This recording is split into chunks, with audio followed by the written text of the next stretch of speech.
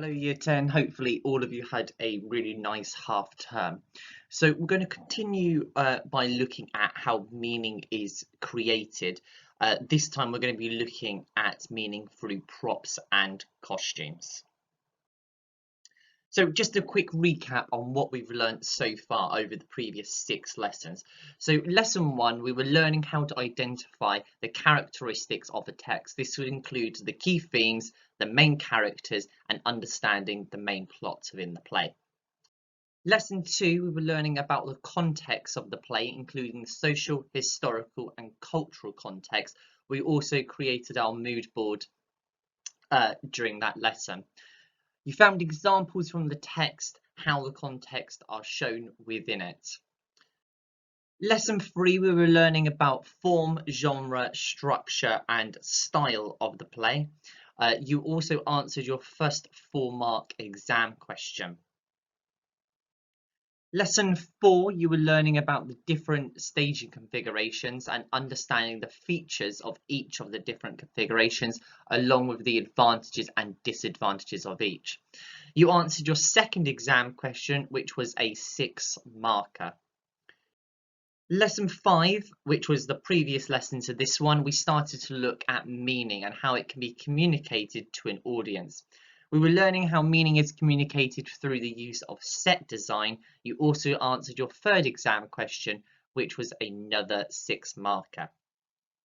Lesson 6, which is today's lesson, we're still looking at how meaning can be communicated. This time it's going to be through the use of props and costumes. Today's learning objective then is to learn how meaning is communicated through the design of props and costume. By the end of this lesson, I should understand how props establish setting, create symbolism, and develop characterization. You should know and understand the aspects of costume design and demonstrate understanding, and identify how various props and costumes can be used within the play and what they communicate to an audience. You'll be able to identify what we're talking about, whether it's props or costume, by looking at the little tag in the top right hand screen. It will say props or costumes, and I'm going to touch upon props or costumes in relation to our exam.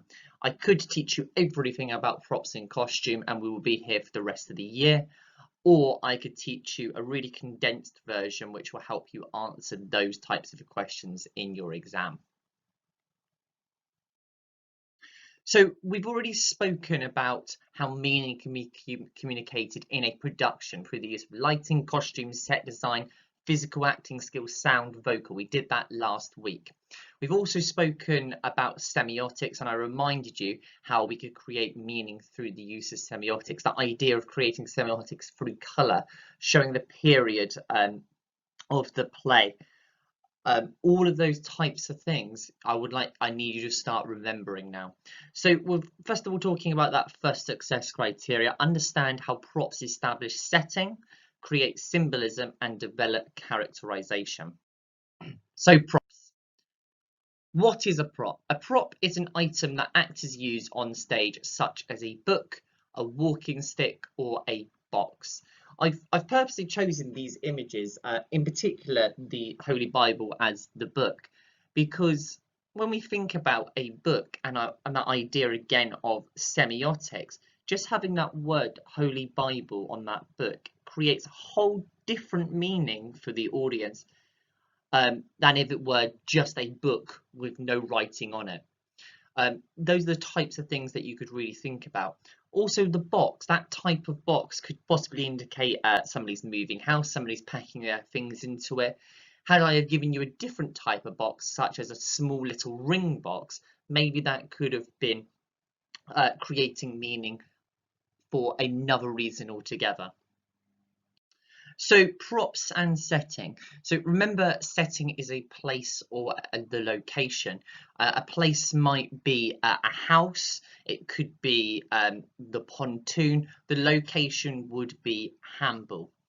So props can help to establish a setting. Missing Dan Nolan was written to be performed with the bare minimum of props. However, Mark Wheeler mentions props that are important to the plot in his stage directions. The objects that are mentioned can be used to give the audience information about a setting. For example, there's a stage direction that says re-entering with fishing equipment. Mark Wheeler wanted to communicate that Dan was going fishing and knew when they got to the pontoon later in this section, the setting could be communicated through the use of props. There's not meant to be an awful lot of sets used here, and those fishing props on the pontoon are going to help establish that, and that's something really important to remember when designing props for a production. Props can also create symbolism. Remember, when I'm talking about symbolism, I'm also talking about semiotics. How can meaning be created and communicated to an audience? Remember what I said about that book, the Holy Bible, a moment ago, and how that idea of semiotics and that creation of meaning is being communicated. So props can be also used to symbolize meaning. For example, in Missing Dan Nolan, the chocolate truffle cake is a prop that is used to symbolize meaning to an audience throughout the play. For example, in section 6, Pauline, Greg and Dan are left on the stage. The stage directions instruct Pauline to extinguish the candle. The light disappearing / being blown out in these final moments is symbolizing the light of Dan being extinguished / disappearing. So this cake, we could really argue the meaning of this cake throughout the whole production, but we've already spoken a little bit about it being used as a prop, and it's a bit of a significant prop because they give Dan the cake on his birthday, and there's a line that he says, don't forget to save me some of that truffle cake, and he really didn't actually ever return home to eat that cake. So at the end, when they light the candle and they extinguish it and the whole stage goes dark, it's quite a cold moment actually, and that symbolic meaning of that candle being blown out, it's like Dan's life is sort of ending, being cut off there. So thinking about the symbolism you want to create with these types of props is another thing to consider. So props can also help to develop characterization. A personal prop is a prop that is used by an actor to add depth and believability to their character. A personal prop could be used to highlight a character's status or occupation.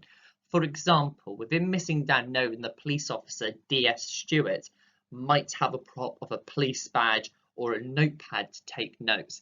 The badge could reveal the character's status within the play along with their occupation. Now, DS Stewart, DS stands for Detective Sergeant. Most often detectives don't have police uniforms, so we couldn't rely on the costume in this case to communicate that role or that status, but having a police badge and a notepad adds to that characterization and helps the audience understand again. So costume. We're going to talk a little bit about costume, and then I'm going to set you some of the tasks. So we're going to move on a little bit to that know and understand the aspects of costume design and demonstrate your understanding. I will set you a task to demonstrate the understanding.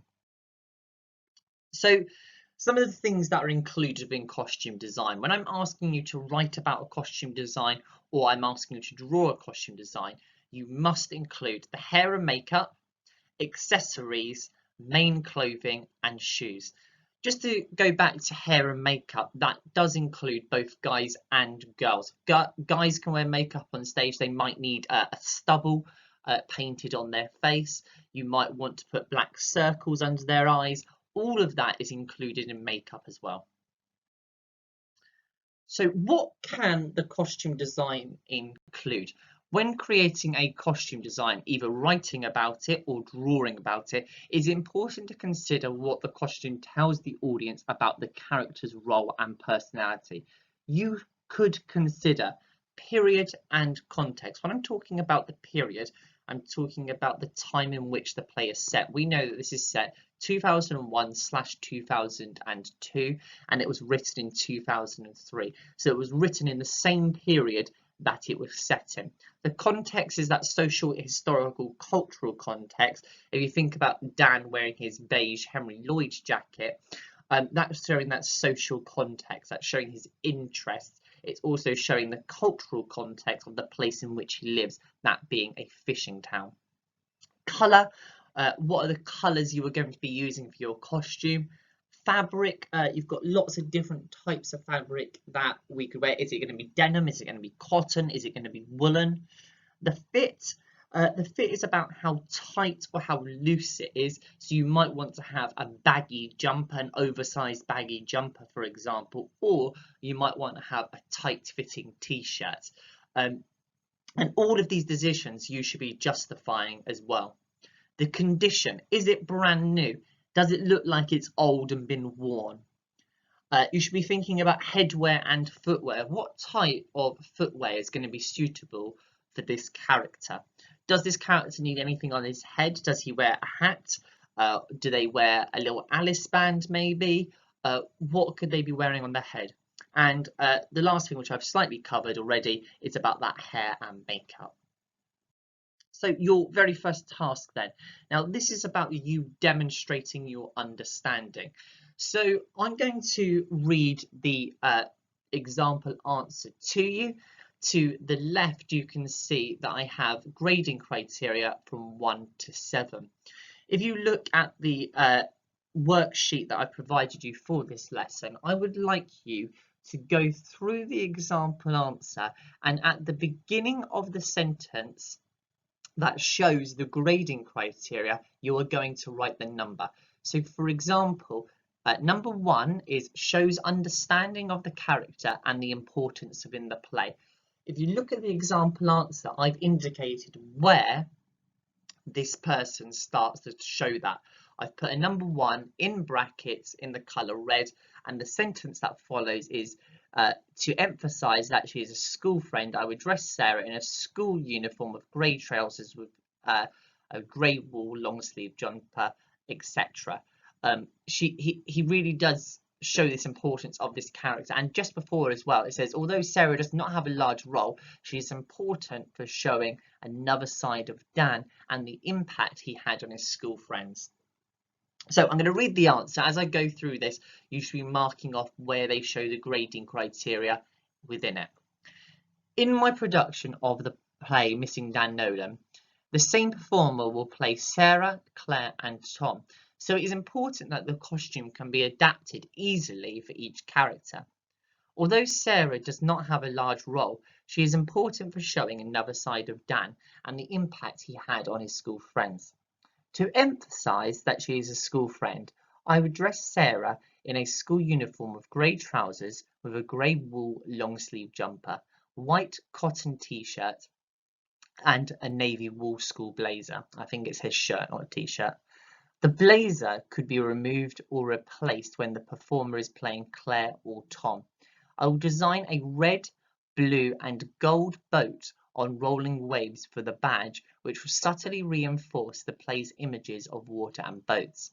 The blazer will be made of good quality wool and have gold buttons and be well fitted, suggesting the school's high standards. Sarah has lace-up black school shoes. She will wear her hair up in a high, neat ponytail which could easily be tucked into a cap when she is playing Tom. As Sarah, she will wear light makeup, a subtle pink lipstick and a natural foundation. The impression of Sarah should be just a kind girl who tries to do the right thing at all times. So if you need to pause the video here, pause it, go to the task sheet, and I would like you, as I did with number 1, to do that for the rest of the grading criteria, number 2, 3, 4, 5, 6 and 7, and then come back to the video. So hopefully now you've completed the task. So we're going to move on to that next piece of grading criteria, which is to identify how various props and costumes can be used within the play and what they communicate to an audience. So I'm still talking about costume just for the moment. So costumes for Missing Dan Nolan should be non-naturalistic. Remember the style of the play. We have multi-use of props, we have symbolic use of props, symbolic use of costume and minimal costume. Mark Wheeler states at the beginning of the play, Productions of Missing Dan Nolan should use minimal props, costumes, with the exception of Dan, who was kitted out in duplicate clothing, and setting so that the play can be performed without a break. There should be no blackouts and scene changes should be incorporated into the scenes or underscored with pre-recorded music. In a non-naturalistic production, costumes don't have to reflect the play's context. However, when you're writing about this in your exam or you're drawing in your exam, it could be a good idea to include that, because remember, you're still trying to gain those marks. So this means the designer can be more creative. However, they still need to consider the effects on the audience. What meaning are you communicating? Non-naturalistic costumes may be used symbolically. They could represent a theme within a play or an aspect of the character. For example, you might have an extremely angry character in a plain red t-shirt, red being the symbolic colour of anger, death, blood, representing that character's emotions, for example. Most non-naturalistic plays where the actors multi-role will have them dressed in a neutral colour, for example, a black t-shirt, trousers and shoes, and then use a signifier, which means a small item of costume such as a hat or glasses to distinguish their role. So if they're playing that police officer, they might have them dressed in all black, and then they might just have the police officer with a prop of a notepad and a badge on his t-shirt. That's what we would call a signifier. However, although I say that about non-naturalistic costumes, that you could have them all dressed in black with a small signifier, remember, as I've already said, you are writing for an exam, so you need to be able to get those marks. On the previous task that I set you, if you look at all that criteria, the things that the examiner is looking for in that answer, you need to hit that. So saying that your character would just be dressed in black, yes, you are showing that you understand a non-naturalistic costume, but are you really giving the examiner enough to access those full marks? That's something to think about. So remember, you're writing or drawing for an exam. You should create a costume design that shows your complete understanding of how meaning is communicated through the use of costume. There's a couple of pictures there and examples from Dan Nolan, from some productions. So how to draw a costume design. So previously I've got you to create a mood board, and hopefully on your mood boards, like the person's that I've used here, you've found items of costume that you could think about whilst designing your own costumes. So I've drawn a costume design to your left. Luckily, you are not given any marks for the quality of your drawing. I think in my case, that's probably a very good thing. You could draw your costume however you like, as long as there is a picture to represent what you are going to be talking about for your costume design. So my costume design, starting from top to bottom, looking at my annotations, I've spoken about the hair. I've got short brown hair, dark circles under the eyes, a stubble on his face. I have a white cotton shirt with green and yellow checkered pattern with his top button undone.